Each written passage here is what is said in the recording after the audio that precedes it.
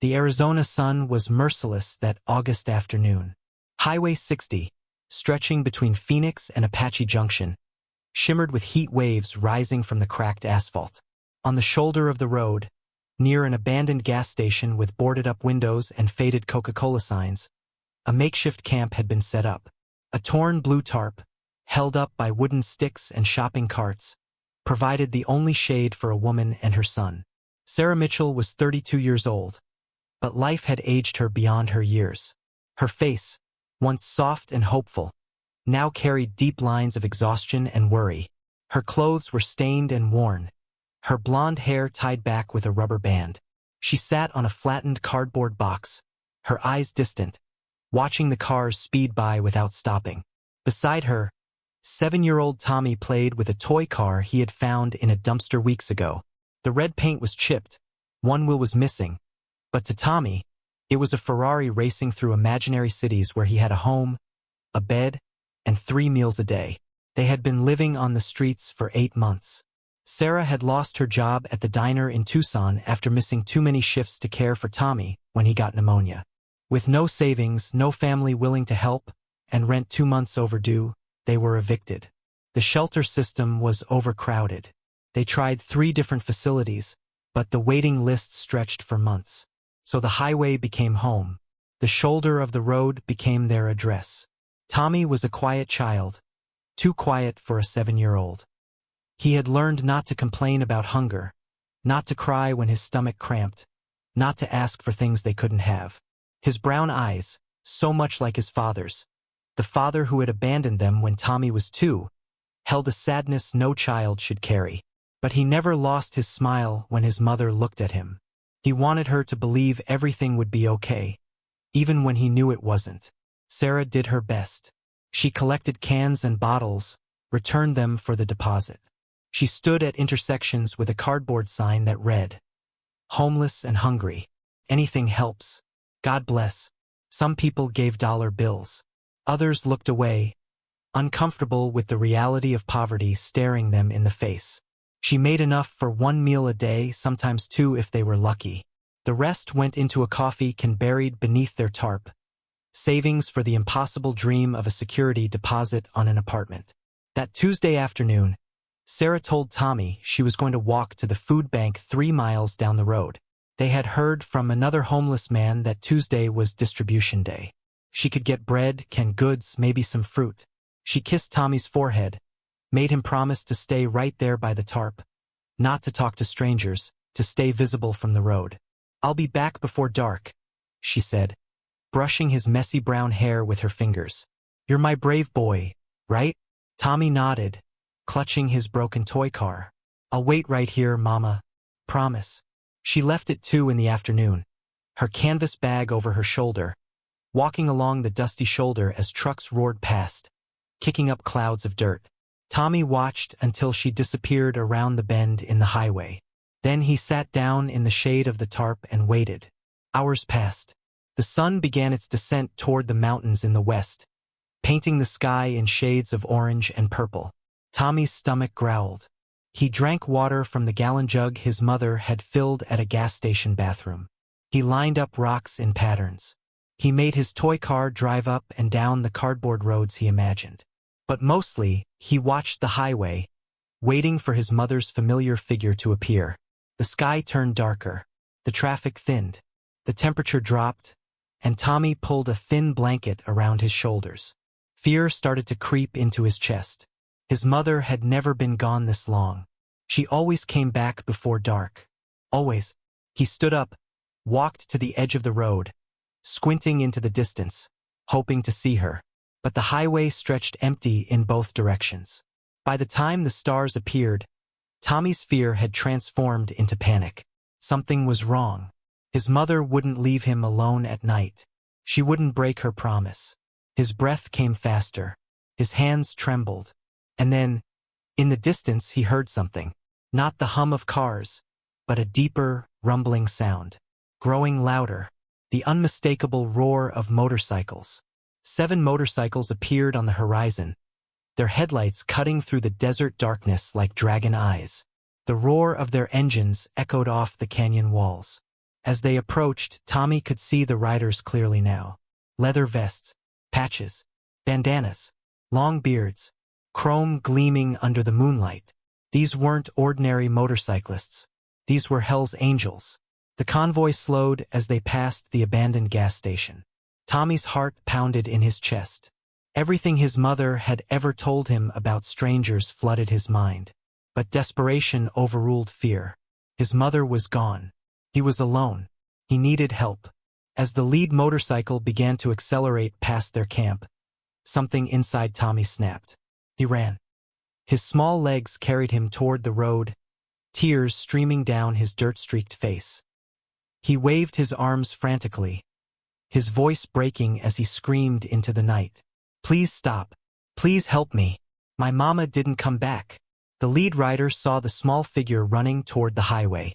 He raised his fist, signaling the others. All 7 motorcycles pulled onto the shoulder, engines rumbling down to idle. The riders dismounted, their boots crunching on the gravel. The leader was a massive man, at least 6'4", with a gray beard that reached his chest. His vest displayed patches earned over decades on the road. His nickname, stitched above his heart, read, Bear. Tommy stopped a few feet away, his body shaking with sobs. The bikers formed a semicircle around him, their faces hard and weathered, but their eyes showed something unexpected, concern. Bear knelt down, bringing himself to Tommy's eye level. His voice, when he spoke, was surprisingly gentle. "Hey there, little man. What's going on? Where's your mama?" Tommy's words tumbled out between gasping breaths. "She went to the food bank. She said she'd be back before dark. She's been gone for hours. She never leaves me alone at night. Never. Something bad happened. I know it. Please, you have to help me find her." Bear glanced at the makeshift camp, the torn tarp, the cardboard bedding, the empty food wrappers scattered in the dirt. His jaw tightened. He looked back at his crew. One of them, a younger rider with tattoos covering both arms, shook his head slowly. Another rider, a woman with short silver hair and sharp green eyes who went by the name Wraith, stepped forward. She pulled a water bottle from her saddlebag and offered it to Tommy. "When did she leave, sweetheart?" 2 o'clock, Tommy whispered, wiping his nose with his sleeve. "She walks slow because her leg hurts. She said 3 miles to the food bank." Bear stood up, his expression darkening. 6 hours. Something was definitely wrong. He pulled out his phone, the screen illuminating his weathered face.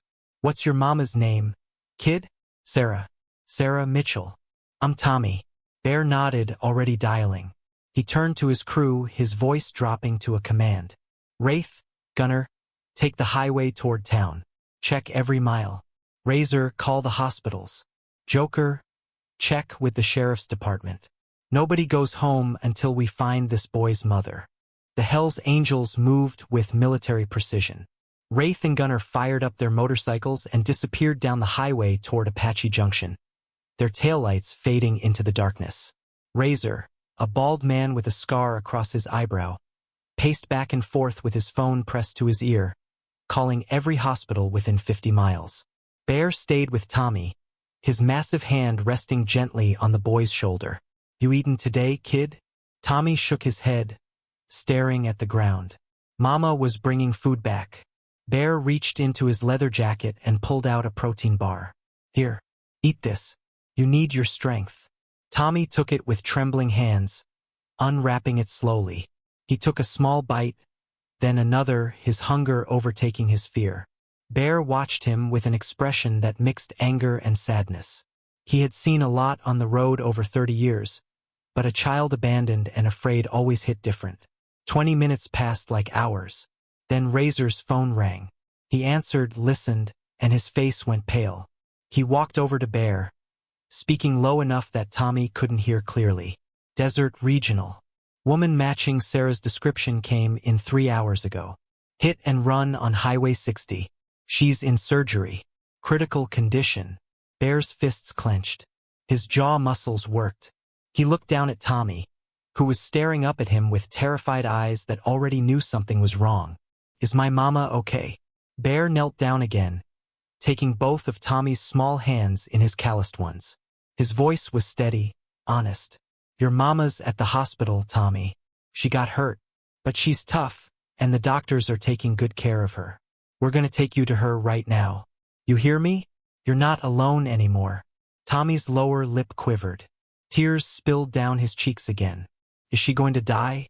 Bear pulled the boy into his arms, letting him cry into his leather vest.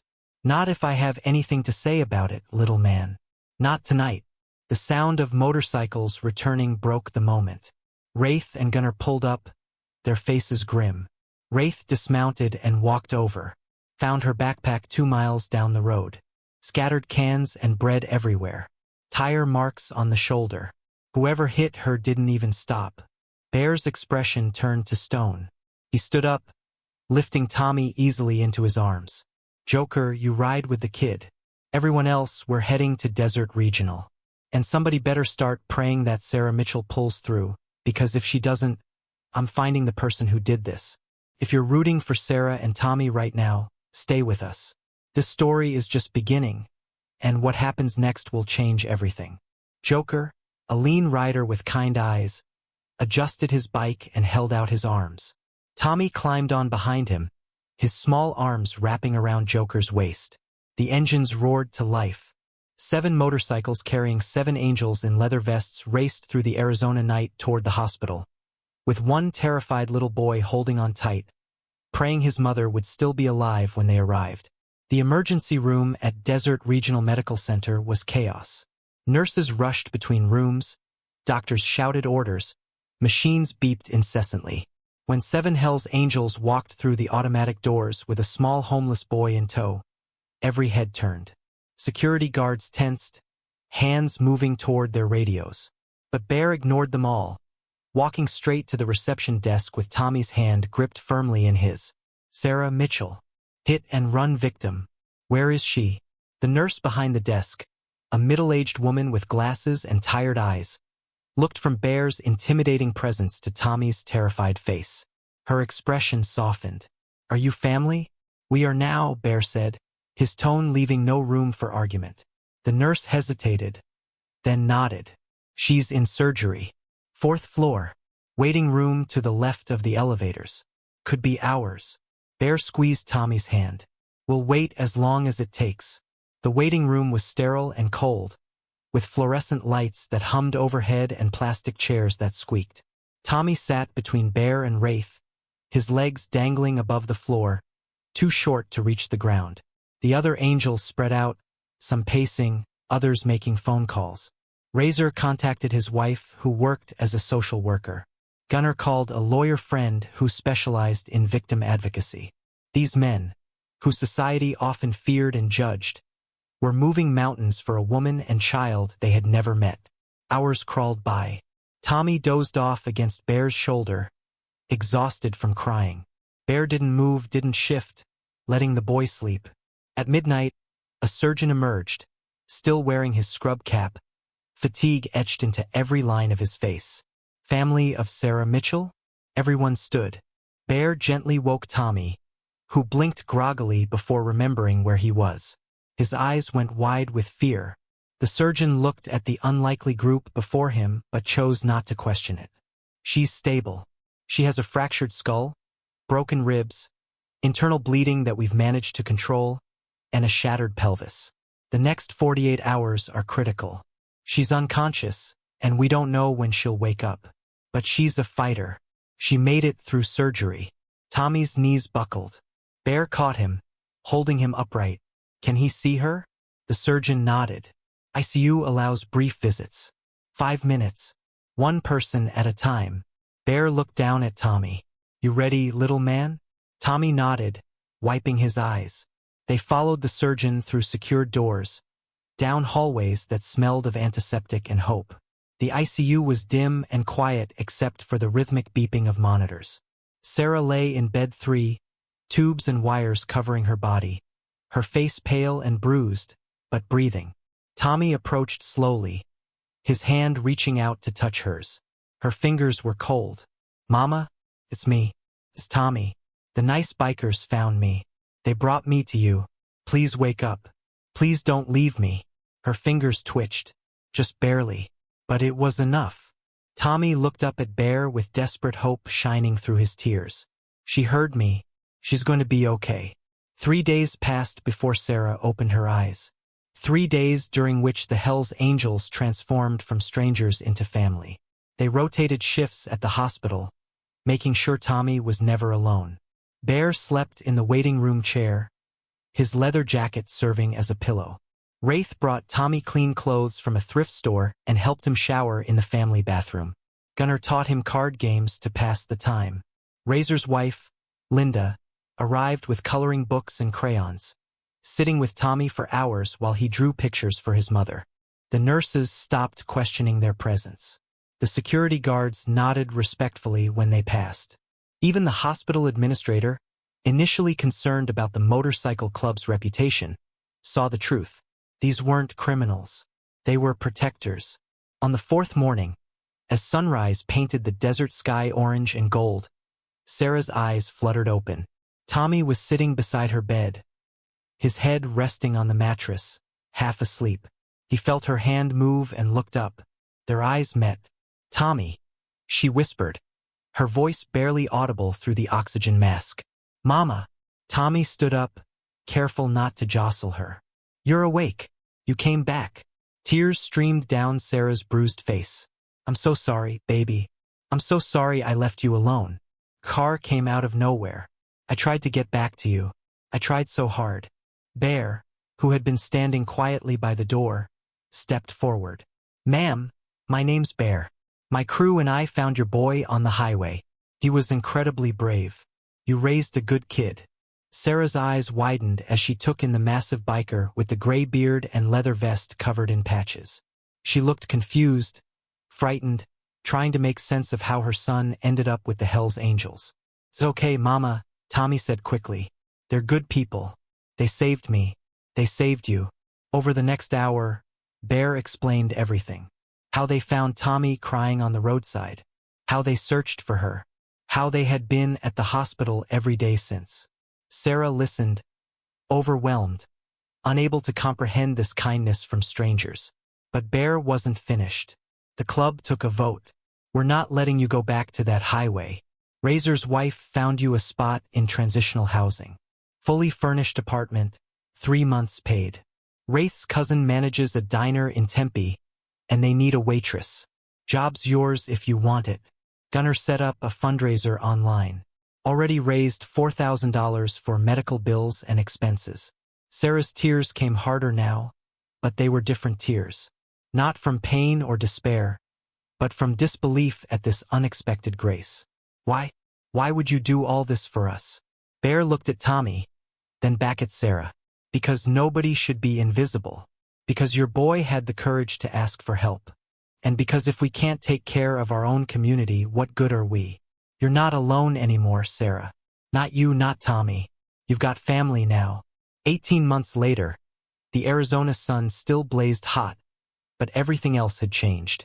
Sarah stood outside the small 2-bedroom house in Mesa, watering the flowers she had planted in the front yard. Roses, daisies, and desert marigolds bloomed in colors she once thought she would never see again. The house was modest, but it was theirs.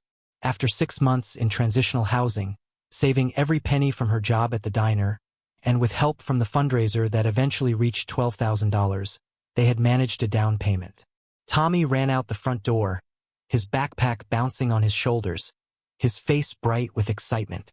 "Mama, I got an A on my science project. Mrs. Henderson said it was the best in the class."